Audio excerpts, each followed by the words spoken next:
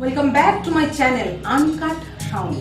বন্ধুরা, মনের কথার যে সিজন 1 দেখে তোমরা আমাকে প্রশ্রয় দিয়েছো সিজন 2টা বানাবার জন্য, তাই তোমাদের প্রশ্রয় পেয়ে কিন্তু আবার সিজন 2 তোমাদের জন্য থাকছে। আর এই সিজন 2 এ আমার ছোট্ট এই আনকাট সাউন্ডলি চ্যানেলে একদম আলো করে যিনি প্রথম অতিথি থাকছেন, আমার খুব কাছের মানুষ, মনের মানুষ। আর আমার মনে হয় তোমাদেরও খুব ভালো লাগার এবং মনের মানুষ। চলো তার সাথে আলাপটা সেরে নিই।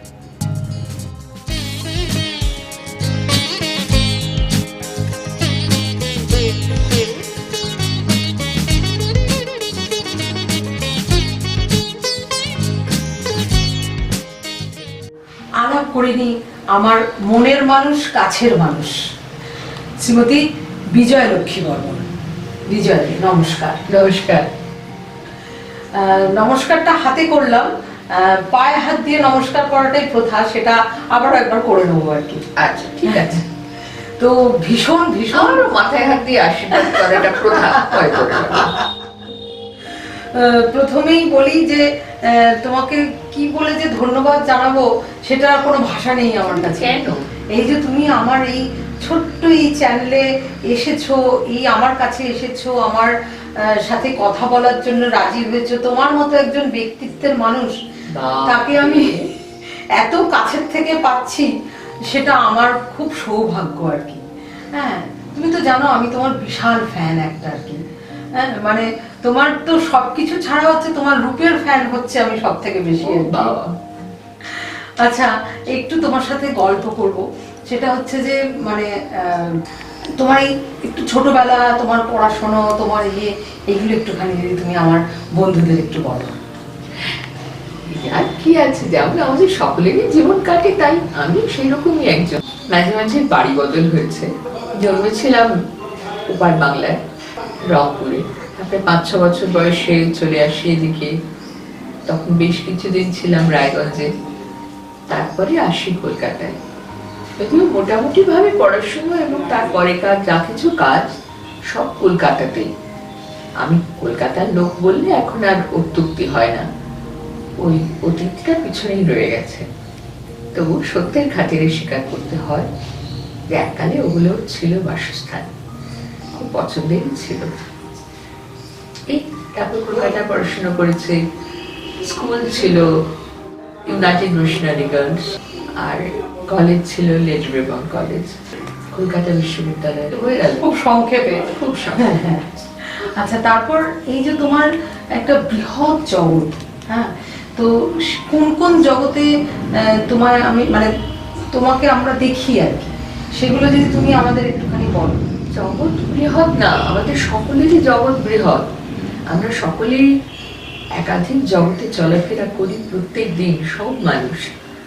সকলে হয়তো বুঝতে পারি না, আর যারা বুঝি তারা একটু ফেনিয়ে বলি, মানে 1 হলে 10 বলি, সেটা ঠিক আছে। না, কি আর করি, ওই কবিতা বলি একটু, আর মাঝে মাঝে একটু অভিনয়ও করি। আর ইদানিং বুড়ো হয়ে যেটা খুব বেড়েছে সেটা হচ্ছে অনন্ত ক্লাস। এই হয়ে গেল কাজ শেষ, মস্ত জগৎ।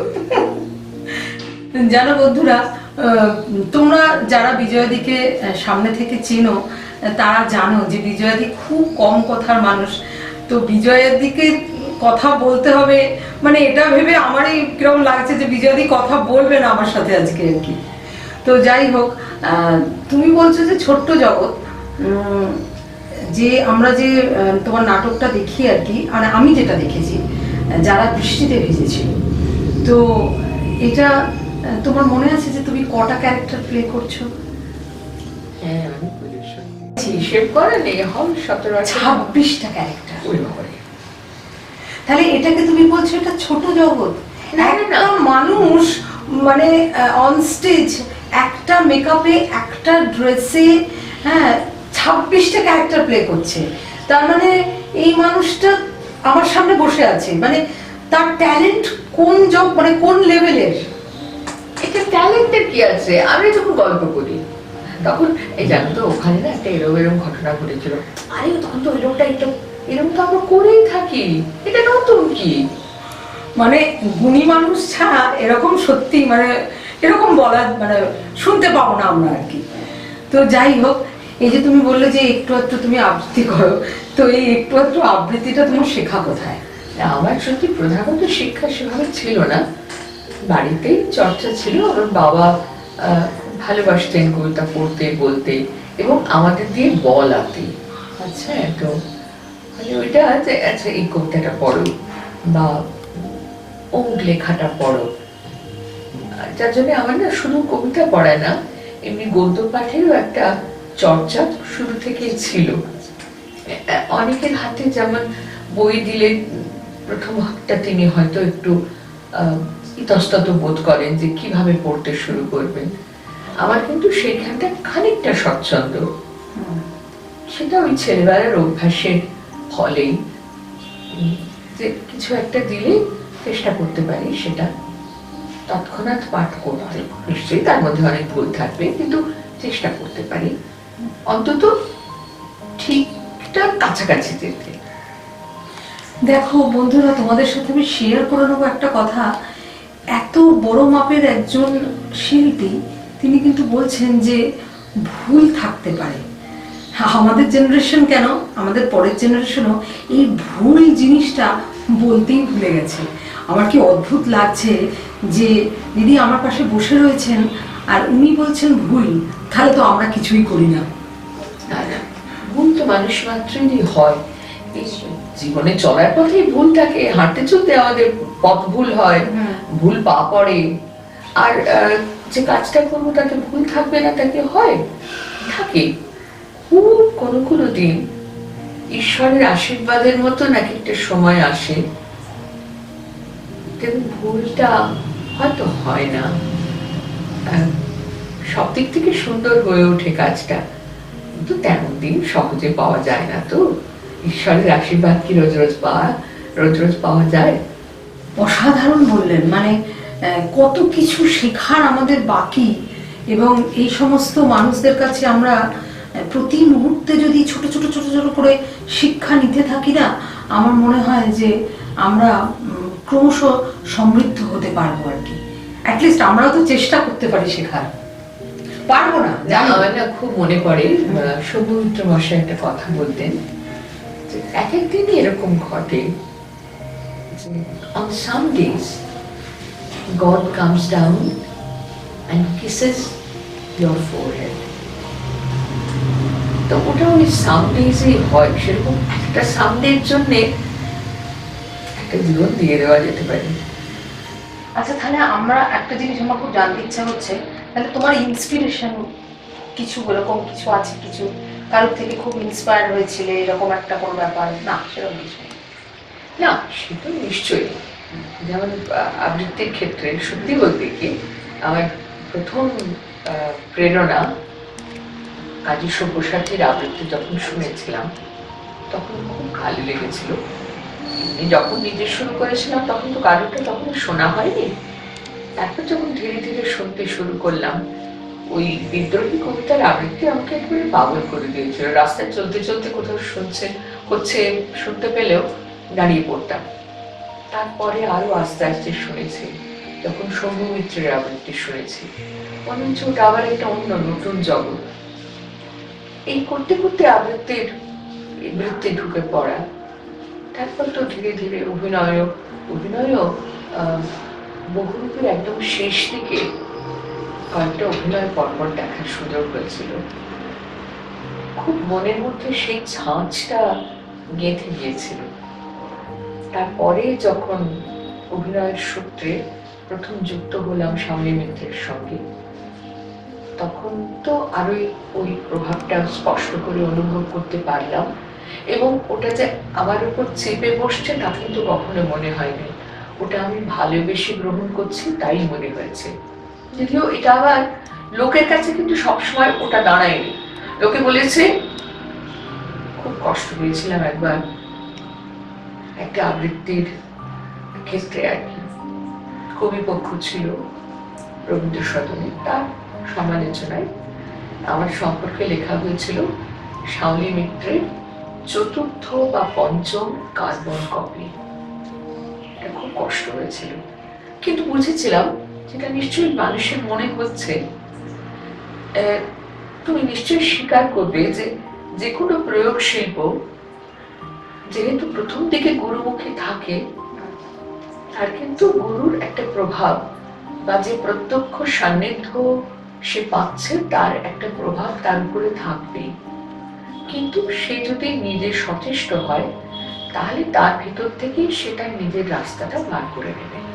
সেটা ভালো কি মন্দ তা পরের কথা, কিন্তু ওই অনুকরণ থেকে সে বার করে নিয়ে আসতে পারবে নিজেকে। তো এটাও বেশ কিছুদিন পরে ওরকম একটা আবৃত্তির অনুষ্ঠানের পর এক ভদ্রলোক খুব ভালোবেসে শুনেছিলেন, বললেন না এবারে বলতে পারি আর বহুরূপীও হয়নি, একরূপীও হয়েছে। তো এইগুলো আমার খুব সম্পদ হয়ে আছে। কত কত বছর আগে ঘটনাগুলো ঘটে গেছে। ওই সমালোচনাটাও বোধহয় 90 দশকের গোড়ার দিকে, আর এও তাই বোধহয় 90 দশকের মাঝামাঝি। কিন্তু ওইগুলো খুব মাথায় রয়ে গেছে, কিংবা মনের মধ্যে রয়ে গেছে, মনে গেঁথে গেছে। তো সেই জন্য আরো এখনো আমার মনে হয় যে আমি কি নিজের রাস্তাটা ঠিক খুঁজে পেয়েছি, নাকি এখনো চেষ্টা করছি, চর্চা করছি, চিন্তা করছি। তবে একটা জিনিস প্রথমে হয়তো বা অবচেতনে ছিল চেষ্টাটা, কিন্তু এখন বেশ সচেতন ভাবেই বলি আর নিজে করার চেষ্টা করি। সেটা হচ্ছে যে যে কাজই যখন তুমি করবে, সেটা কবিতা বলাই হোক বা নাটকে অভিনয় করাই হোক, যা বলো সেটা সহজ করে বলো। সহজ করে বলার একটা প্রধান উপকারিতা হচ্ছে যে যাদের কাছে সেই কথাগুলো পৌঁছচ্ছে তাদের কিন্তু মনে হবে যে এগুলো আমাদের চেনা কথা, আমাদেরই রোজকার জীবনের কথা। কিন্তু একটু অন্যরকম ভাবে বললে, একটু কৃত্রিম ভাবে বললে হয়তো গলাটা আরেকটু ভালো শোনাতে পারে, বলাটাই আরেকটু জোর লাগতে পারে, কিন্তু সব মিলিয়ে ওটা নিজের মনে হবে না যারা শুনছেন তাদের, এবং যিনি বলছেন তারও। ফলে নিজের কথা বলার অভ্যাসটা আমাদের করা উচিত।